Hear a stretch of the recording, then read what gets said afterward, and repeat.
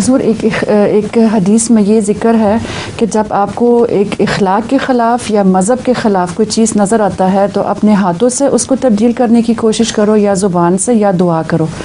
تو حضور ہاتھوں سے تبدیل کرنے کی کوشش کرنے سے کیا مراد ہے؟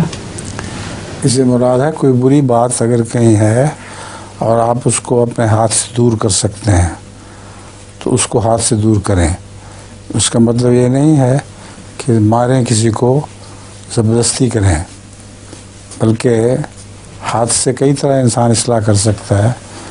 ایک آدمی کی ٹیڑھی بات ہو رہی ہے، ٹیڑھی چال ہے، اس کو آدمی سیدھا چلا بھی سکتا ہے. تو اور اس سے یہ مراد نہیں ہے جو مولوی لیتے ہیں. مولوی ترجمہ کرتے ہیں کہ ہاتھ سے ٹھیک کرنے کا مراد یہ ہے کہ زبردستی اس کو ٹھیک کرو. چنانچہ عورتیں جو پردہ نہیں کرتی ان کے چہرے پہ چپیڑے مارتے ہیں کہ دیکھو بری بات ہے، اور ہمیں رسول اللہ صلی اللہ علیہ وسلم کو حکم ہے کہ ہم ہاتھ سے ٹھیک کریں. یہ بالکل درست نہیں ہے، ایک جھوٹی تعبیر ہے، جھوٹی تعویل کی ہے.